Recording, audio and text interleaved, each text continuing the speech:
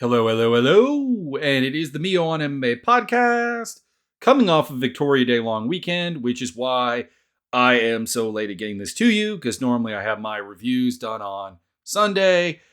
This is Tuesday, obviously a bit late, but barbecue and fireworks were the name of the game.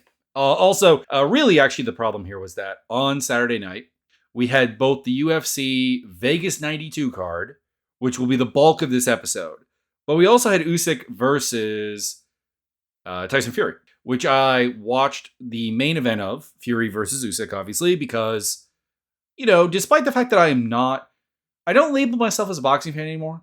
It has kind of come to the point where, like, I watch MMA because of the totality of combat sports, more so than grappling or kickboxing or boxing. I talked about this when I talk about why I don't go deep into one's grappling matches or Muay Thai matches or kickboxing matches in terms of breakdown and predictions. I don't watch enough of those sports. And boxing is very much the same thing. But I will still watch the big fights. And of course, I was a big boxing fan back in the day. It's just a matter of how much time do I have for combat sports? And also, let's be honest, how much money also kind of comes up into the equation. But I did watch the Usyk versus Fury main event. Let's cover that first. I had Usyk winning the fight. I had Usyk winning, let me see here, rounds 1, 2, and 3, which I know is an unpopular scorecard. I know a lot of people scored round 2 for round 1 for Tyson Fury and round 3 for Tyson Fury. I can't say that that's wrong. They're not like obvious rounds or anything, but I don't know. I thought watching live that he got the better of them. Then Fury started taking over. I had him winning the 4th. I had him winning the 5th. I had him winning the 6th.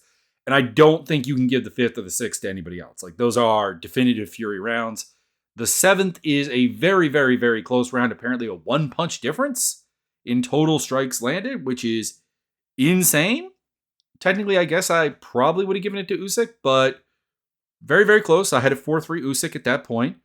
Round 8 comes around. I give that to Usyk again because, frankly, Fury did not fight well in the 8th round. The 8th and the 9th round were his ugly rounds. He got dropped in the 9th round, which was the 10-8 round. Then we get to the 10th round, which I gave to Usyk again. The 11th is very, very, very close.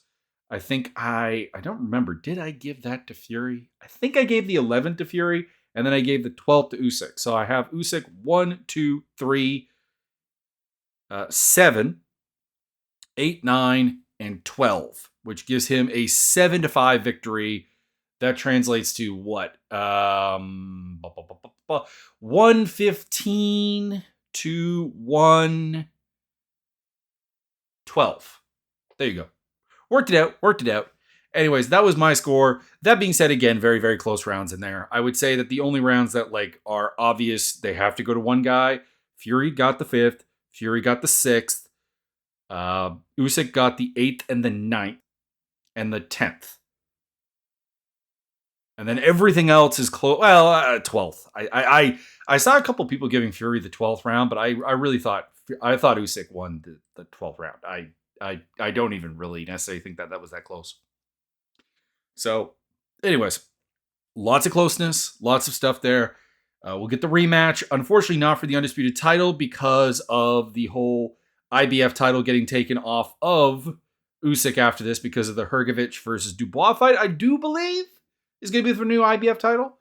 Anyways, that is, I guess, the downside of boxing. That is the downside of the whole mandatory title challenger system, the sanctioning bodies and all that stuff, that you don't have promotional controlled titles that MMA doesn't have to worry about. So there you go.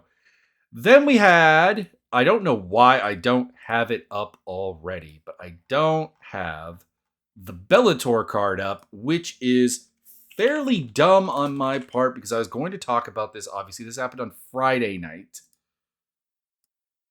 Patchy mix in the main event against Magomedov, which a lot of people are crapping on, I guess, because it was a close fight.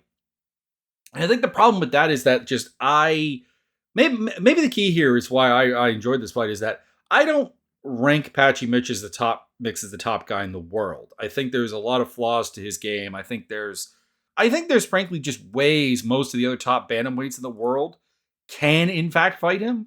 So I wasn't actually super surprised or concerned or mind blown that Magomedov had a close fight with him.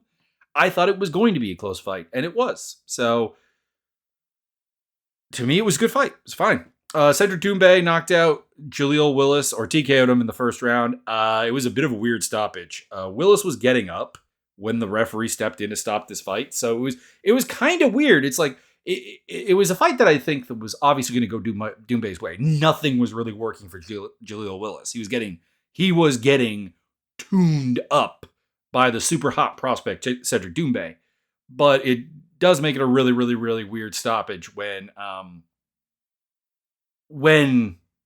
the fighter is getting up and the referee elects to stop the fight then. Costellos Vanstinas got a Von Flue choke against Gregory Babane in a fight that the most entertaining part of the fight was at the end where they were both saying what a nice guy the other one was. That was kind of weird. It was kind of bizarre. So there was that. Yves Landu won a split decision against Jonas Bilharino, which was a pretty fun fight. Not one with any real applications, but still. Archie Colgan did his thing against Thibault Goti. Didn't finish him. Disappointed by that, actually, I guess. I'm kind of wondering, is this, how many times does Goti actually lose by decision? Okay, more often I'm thinking. Alfie Davis, Nasrat Kapra, Sage Northcutt. Okay. I'm thinking of like early days Goti when he got finished by Timo Packalin and Olivier Aubin-Mercier and Chad Laprise, and like just not realizing he actually has not been finished since Chad Laprise. It's kind of weird. Used to be a very big glass cannon. Slim Travalski defeated Louis Sutherland in what was, by heavyweight standards, a fairly solid fight. Mansoor Barnui got a Darce choke against Yusuke Yachi. This was one we're going to talk about in a bit later, because I have a Chael Sonnen commentary rant. Mike Shipman beat Stephen Hill. Aspen Ladd beat Ekaterina Shakalova in one of the weirder featherweight fights you're ever going to see, because it was a 5'2" girl against a 5'6" girl, and it's just both of these girls shouldn't be fighting at featherweight. But hey, whatever. You can't get the weight cut. You can't get the weight cut. I appreciate them fighting without killing themselves. So there you go. And Asal Ajud, who I do not know particularly well, beat Bruno Fontes in the first fight of the night. The crowd was hot. There was Doumbe's Dyson cleaning up the cage thing. But here is the problem: the in-cage action from these cards has been pretty good. Not like perfect, not like super high end, but it's been good enough. And this card was no exception to that. The problem is around this with the Bellator/PFL production. Number one, the audio for John McCarthy, who was not on site, was terrible. I am willing to bet heavily that my worst sounding podcast sounded better than what we got from John McCarthy. And that is, to me, it's honestly just unacceptable, is what it comes down to. And then on top of that, you have Chael Sonnen, who is mystifyingly bad as a commentator. I understand that people find him entertaining in the bad guy podcast setting, but he just gets to rant. And even I do. Even I've watched a couple of Chael Sonnen rants and been like, you know what? I'm entertained. I'm thoroughly entertained. They get recommended to me on Facebook, or not Facebook, YouTube every so often. And I'll watch them if it's an interesting topic that I just kind of want a different thought progression on. I'm not going to agree with Chael Sonnen in all likelihood, but hey, you know what? Let's hear what he has to say. As a commentator, he is garbage. He is so very bad. The character he plays, or just himself, whichever you tend to believe, is not meant for commentary. It takes away from the fights actively. I'm going to promise you, I am not going to complain about Dominic Cruz on the portion of the review of Vegas 92 because of how bad Chael Sonnen was. I do. That's kind of wrong. I have one point about Dom Cruz, but it's not about Dom Cruz. It's about the idea of the problem of having people call fights with people that they trained with for a significant portion of time. That's all I'm going to say about Dom Cruz. Everything else, whatever. Chael Sonnen is that bad that everybody else seems just glorious by comparison. And he was so cringeworthy. There were a couple ones. There was his stuff with Tatiana Suarez, who, if you didn't know, Patchy Mix proposed to her before this fight, not like in the cage. Like sometime during their stay in Paris, he did the proposal in front of the Eiffel Tower, and you have Chael Sonnen just being super cringy and creepy with Tatiana, which is not cool. And then on top of that, you had his stuff with Victor Wembanyama. He's really good at bouncing the basketball. And like his whole thing, like, dude, just say you don't know basketball. Like that's fine. You can just be quiet while the other people who maybe know more about basketball talk about Victor Wembanyama. There you go. How does that sound? But no, he can't. He can't do that. And he obviously doesn't do any homework because during the Mansour Barnaoui versus Yachi fight, was absolutely stunned that Barnaoui took him down and that Barnaoui submitted him, and that how this was such a great upset.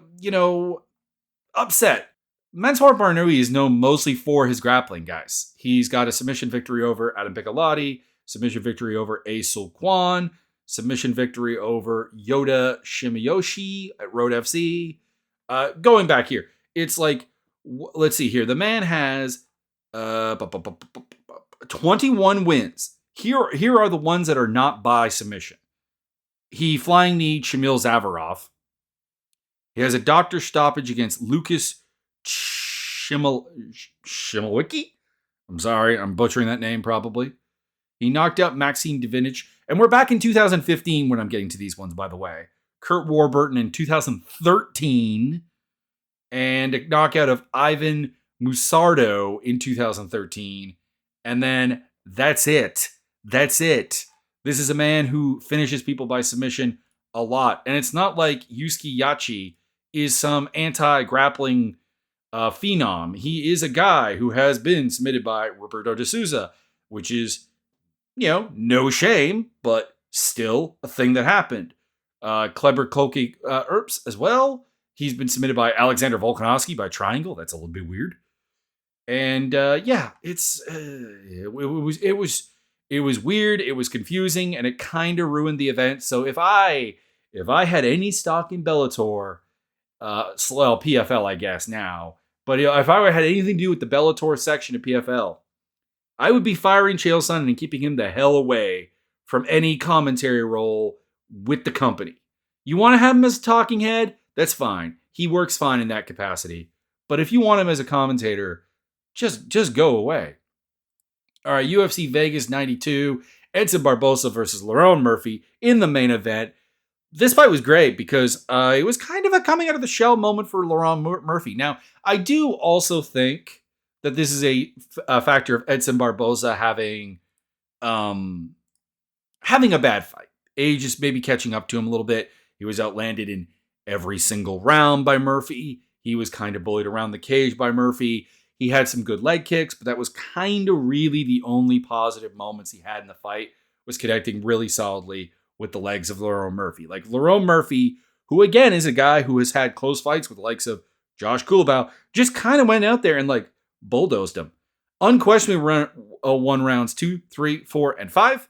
You could even go 10-8s, I think, in all 4 of those rounds. Honestly, real talk. He outlanded him in the second round, 56-17, 52-11 in the third round, 65-15 in round 4, and 48-11 in round 5. Did a fantastic job. The only thing missing, I guess, was like a lack of knockdowns that would really get there. There wasn't really a moment where I was like, this is it. This is the finish. But yeah. He won all the rounds on 2 judges' cards. Derek Cleary was the lone dissenter. Cleary gave Barboza the first round, which is the only round you can even think about giving him. There were no 10-8s, and I don't think that that's a bad thing. I don't think that any of these rounds had to be 10-8s, but I'm just saying they could have been. And Lerone Murphy, fantastic. I get this man on the Manchester card. For the next opponent I have, by the way, he wants to turn his nickname back to the Iceman. He asked for a top 10 opponent. He wants the 50 Gs, of course. I've got him against the loser of Giga Chikadze, Arnold Allen. You could also do the winner, to be clear. You could do the winner. But they're both ranked ahead of him right now. And I feel like if they win, they're not going to take a fight with him. So, like, the loser seems more likely. And for Edson Barboza, I have Sean Woodson. Because Sean Woodson well, let's just say Barboza is not as tall as Woodson. He's 3 inches shorter. But like the idea that like Sean Woodson could get away with just being tall and beat not just being tall, but just being tall and have that be a segment, a large segment of his range game would allow him to beat Edson Barboza seems incredibly unlikely.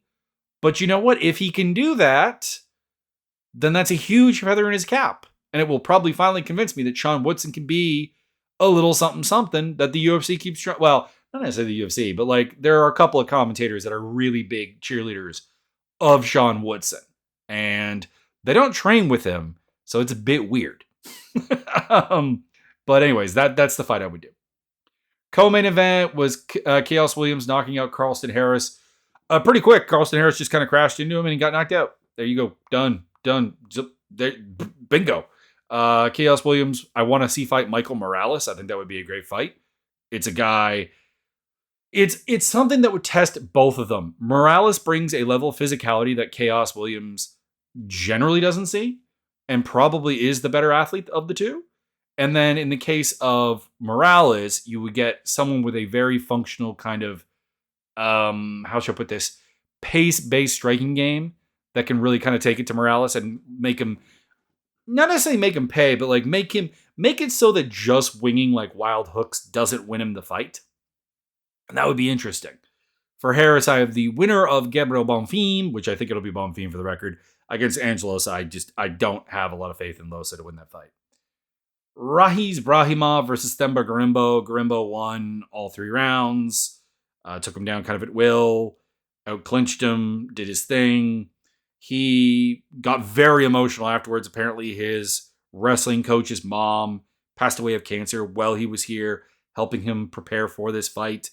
And obviously he admitted the fight was kind of dull, kind of boring, which it was, but that, you know, there are, in a nutshell, that there are bigger things in life. He robbed his coach of his last moments with his mother, and that is, you know, that's making him emotional. Anyways, next up for Garimba, I don't know what to do with him because it's a weird thing because I want to treat Garimbo as a prospect, as an up-and-comer, but he's 33. He has just a lot of good PR behind him. He has the Rock connection. He has his whole story. He's got a little bit of the Francis Ngannou vibe, basically, but it's 170. So like, I don't think this guy is ever going to go anywhere, but the UFC should want to put him in fights that he can win. But then it's like, what guaranteed wins does he have? Because like they kind of gave him, like Brahima is like one of the lowest of the lows that you can get in terms of veteran 170 talent. So I went with Johnny Parsons, the Sluggernaut. For Brahima, he's just a guy who you test Dana White Contender Series guys against if you need to see if they can grind. That's all he is. His striking is pretty poor, uncreative, not powerful. He's not some super athlete. His takedowns are very limited in terms of what they are. Like he has really just two. Like he has a spearing double leg and then like the trying to fight for underhooks in the clinch, and that's about it. So yeah, he's the type of guy that you feed young guys to, and if they can pass him, great. If they can't, then there might be a problem. That's what you do with him. Adrian Yanez knocked out Vinicius Salvador. This was pretty one-way traffic, honestly. Like Salvador, I'm kind of curious here. What does UFC stats even credit him with having landed? They credit him with 17 strikes. I'm not sure I agree with that, but they credited Yanez with 36. Yanez was lighting him up and like handling everything. He caught a couple of kicks even. Just did his thing. Sends him to crash into the canvas and then eventually pounds him out. Referee gave him all the time in the world to try to respond. Yanez I've got against Victor Henry next because I think that would be a fun fight. Victor Henry is a not particularly athletic guy who fights at a very high pace and might be able to exploit the fact that Yanez doesn't have the greatest range game in the world. Like Yanez really kind of has to get into the close pocket, and Henry's pretty good at denying you that ability or making you pay a very large price to get there. But at the same time, like is not the athlete. Like athletes like Yanez can just overwhelm him with their physicality. For Salvador, I've got him getting cut. He's 0-3. He's not going to be anything better. Like he's a perfectly fun action fighter, but the guy was cleanly beaten by like Victor Altamirano and CJ Vergara at flyweight. He's been blasted out of the water here. I think he'll get blasted out of the water against a lot of bantamweights. Like, there's just nothing he can win. If you want to hold him around and be a Dana White Contender Series, like, kind of welcome in action fighter, he's exciting enough that you can keep him around. But like, I don't have any ideas of what I would want to do with him as a matchmaker. But hey, he finishes fights, and we know Mick Maynard really looks at finishes as a huge part of why someone should get into the UFC. Angela Hill versus Liana Pinheiro was a masterpiece by Angela Hill. It was kind of ruined a little bit by Dominic Cruz gushing over Hill. I get it. I understand. They trained together for a long time at Alliance MMA. I don't know what their relationship is now as far as training partners are. Is Angela Hill still at let's see here. Angela Hill, are you still at Alliance? To be honest, on top of that is yeah, she's still listed as being there. And I imagine Dominic Cruz still is as well. So they probably do train together. So this is not a Dominic Cruz thing. This is just the classic, like, it's the downside having fighters be at commentators is they're going to have people that they are just naturally going to be favorites of because, they trained with them. they can sort of take a little bit of credit into what they've got to put on. And yeah, Pinheiro's striking looked ugly. She was throwing the heat, but like largely getting avoided in the clinch. She was the one that got taken down on 2 occasions. She did get 1 takedown of her own, but it was for 4 seconds of top control time. That's nothing. And Angela Hill basically towards the end of this fight here. This is the finishing sequence. Hill sits Pinheiro down with an uppercut, and then Pinheiro gets back up, ugly shot into a guillotine choke that Hill uses to land a knee, or maybe didn't have a guillotine choke locked in, but some kind of front headlock thing was definitely in progress. And then another bad shot gets Pinheiro kicked in the head. And then her third shot is the one that works, but she's right into the guillotine. Hill rolls to mount, finishes the guillotine, gets the win. Phenomenal performance by the 39-year-old Angela Hill. I am happy to take that L because I was like, you know what? I'm worried. And I was right to be worried. She did not avoid the clinch with Pinheiro. It's just she's taken the approach of just become better in the clinch, I guess, or that Pinheiro is just so much worse than Verna Jandiroba in the clinch that, things happened. I've got Yasmin Lucindo for Hill next because she's really just kind of a gatekeeper. Like, it's the problem with her right now is that Angela Hill has fought like almost anyone you want to name that's at near the top of that division. Like, she has fought Mackenzie Dern. She has fought Lupi Godinez. She has fought Verna Jandiroba, Amanda Lemos, Tisha Pennington, Michelle Waterson-Gomez, who realistically is not at the top of the division anymore, but still, Claudia Gadelia, who's gone, but hey, whatever. She's fought the up-and-comers like Loma Lukbumi and Ariane Carnelosi, who we'll talk about later. She's fought around, like it's just everyone. Like, she has a fight way back in the day to Carla Esparza, I'm pretty sure was an opponent of hers on The Ultimate Fighter. She's fought Rose Namajunas. She's fought Jessica Andrade. She's fought Nina Nunes. Like, there's just not really a lot towards the top that you've got to work with. So she's kind of just in that gatekeeper role. And the sort of next one up to try to tackle that, to try to take that next step, is Lucindo. Pinheiro versus Luma Lubumi, I think, would be a fun fight as well. Tom Nolan versus Victor Martinez. Tom Nolan got stunned in this fight, and I'm going to say this. Like, I obviously see potential in this guy. He's 6'3". He's a decently athletic guy, decently coordinated, reasonably creative striker, reasonably fast, so on, has a little bit of power. I get it. I understand. He's 24 years old.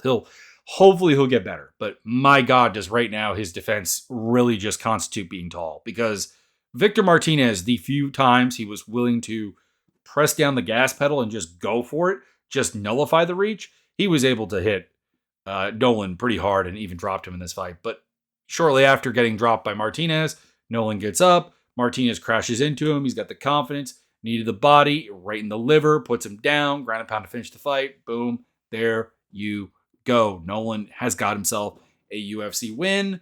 There's promise. There's stuff there, but my God, does he have a lot of work to do. And Nolan versus Marquel Medeiros is my next pick. And then Martinez, I just cut him. I don't. He's been knocked out by Jordan Leavitt, which is an incredibly bad look and now really got styled on by Tom Nolan outside of knocking him down. So there's just not much there. Speaking of not much there, Omar Sy defeated Tuco Tukas by taking him down early, getting his back, and then eventually getting a rear naked choke / neck crank for the submission. I've got Sy against Ibo Aslan. He's a pretty big prospect, 6'5", 84 inches. He's got all the physical tools you can ask for. He grapples, which at 205 is a big deal. Tuco Tukas, Dana White Contender Series, guys. That's all it is. He's not good enough at anything, and he's not a good enough athlete to be a long-term fixture at 205. But he is that kind of... He's got a little bit of a well-roundedness and a scrappiness that theoretically is a good testing ground for guys coming off of DWCS. Tamiris Vidal versus Melissa Gatto, which ended in boob punch. Basically. I don't have much else to say. Gatto did whatever she wanted to her as a boxer or as a wrestler. Vidal is pretty bad. That's just kind of all there is to it. Yeah, I don't have much else. She was taken down and held down for 4 minutes and 33 seconds in the first round, 2:25 in the second round. This is against somebody who's not a great grappler and a flyweight. I have nothing else to say. Gatto looked good. It's just she was fighting someone kind of terrible. I've got Julia Stolyarenko as the next opponent for her because Stolyarenko only really does one thing, which is the armbar, but Gatto will let her get in range to try and pull that kind of stuff. So there you go. Vidal against Stephanie Egger because I want to get Egger a win. And Vidal is pretty bad. Did she fight Egger? Hang on.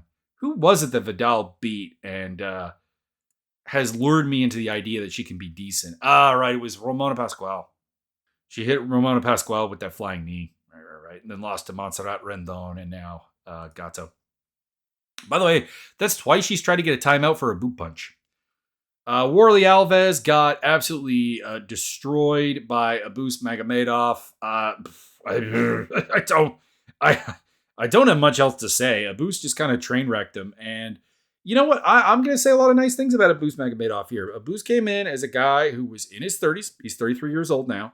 Who was very much a guy who got finishes in the first round, or at least the first round and a half, or he fell apart. And that was kind of his thing. Like, he was very big, offensively potent, but a guy who just didn't have cardio. And his last two fights, even the loss to Kyle Bahayo and now this win over Warley Alves, was him going out there and actually, showing an ability to pace himself. Like, that he's actually trying to fix the problem. Now, against Bahayo, I think it neutered him of anything, really. And here, Alves is just... Spoiler for Alves' next fight. I'm having him retire, because this is just sad. But, yeah, he went out there and he got the job done. He's trying to fix the problems, and I appreciate that. Speaking of a guy who's trying to fix the problems, Andre Petroski, meet Abus Magomedov. Let's have a good fight between the two of you. Pierre Rodriguez got disqualified against Ariane Carnelossi right when she was finding her way. Like, she hit her with a hard front kick to the face that dropped Carnelossi in the second round. She gets on the ground, hits her with a headbutt. That is not too bad, whatever. She gets a warning, and then she does it again, and she gets DQ'd because Carnelossi can't continue. And yeah, this is just a complete failure of fight IQ because Rodriguez had figured out the timing and the ability to start hitting Carnelossi really hard. After a really fairly equal opening, she ended up outlanding her in the first round, and in the second round she was outlanding her 21-6 in significant strikes, and then 27-14 overall. Yeah, and she was finding the takedowns and everything. Everything was going there to give Pierre Rodriguez a win, to allow her to show off her pace and her more well-rounded game than Carnelossi, who is really just a powerhouse. And that was kind of the reason I picked this, is that, granted, I don't think we've ever seen Pierre Rodriguez beat someone close to as strong and powerful as her, but Carnelossi can't beat someone close to as strong and as powerful as her. And then she ended up getting a freebie. So, whatever. Carnelossi I've got against Victoria Dudikova. Rodriguez I've got against the winner of Eduardo Mora and Denise Gomez. Haile Alatang just kind of took down Clayton Rodriguez, and it wasn't that exciting, I guess, in a nutshell. I did score the first round. Well, I did want to give rounds to Clayton. Like I really did. I really, really, really did. Because the second and the third round were like the exact same round. It was 3 minutes, roughly, of Clayton Rodriguez winning the stand-up battle and then getting taken down for 2 minutes, getting worked over, but like still having a very, very similar strike count. In fact, you know what? I'm sticking by my guns here. I still think Clayton Rodriguez won the second round. But it was a sad fight because Rodriguez has all of this physical ability, but he doesn't want to put it together. Did I have Chris Lee's scorecard? No, Chris Lee gave the third round to Rodriguez. I don't agree with that. If you're going to give Rodriguez a round, I think it has to be round number 2. It's like literally the same. It's the same round, basically. Alatang got the takedown 4 seconds earlier in round 2, but Rodriguez outlanded him in strikes, 19-8 in significant strikes, and 30-24 overall, whereas he was outlanded 34-31 in the third round. So, like, at least Alatang hit him more. Like, if you want to give both those rounds to Haile Alatang, Haile, I have no issue. Like, Rodriguez gave up takedowns and just gave up control, didn't land anything really terribly significant, even though he was winning the stand-up portions. But, like, the second round was the better round. I can't really explain it any better than that. It's just like, they were very, very, very similar rounds. But if you're going to give one to Alatang Haile, it's the second. For next opponents, I've got Alatang Haile versus Marcus McGee, and I've got Rodriguez. I don't know. Like, does he try to get back down to 125 because that's probably where he fits? It's probably where his game could function. Or does he continue at 135 and just try to work through things? Like, he's 28 years old. It's not too late. It's not too late for him to improve and change. But there's a lot of improvement and changing to go there. Like, he has all the base skill sets and athletic ability, but there's like there's just mentality things. He's very much a front runner. And once things start going wrong for him, he doesn't seem to really have a way back. Emily Ducote versus Vanessa Demopoulos. I scored this fight for Ducote, but I have no problem with it going to Demopoulos. That being said, if I may for a moment here rip these judges to shreds, I don't think any of these judges had the right card. Like, at all. Honestly. So, let me break down the stats here because we were basically treated to a kickboxing match the entire way through. Demopoulos went for 3 takedowns, did not get them. Did not even have, like, long-term clinch control or anything. In fact, the clinch control went to Ducote. But, like, essentially, round 1's Demopoulos' round. She outlanded her 43-30. She was coming forward. She's the aggressor. She was winging hard shots. This is the round I gave Demopoulos. This is her best round. Round 2 was 60-37 for Ducote, landing really, really, really clean counters. And yes, getting hit hard. Don't get me wrong. Demopoulos throws her whole body into it, and she's got power. But Ducote was lighting her up and outlanded her almost 2-1. And then the third round was kind of close. 9 strike difference in terms of total strikes landed, and basically the same dynamic. Demopoulos coming forward, winging hard shots, hitting her. Ducote landing really, really, really solid. So basically, round 2 is Ducote's best round. Round 3 is her second best round. Round 1 is her worst round.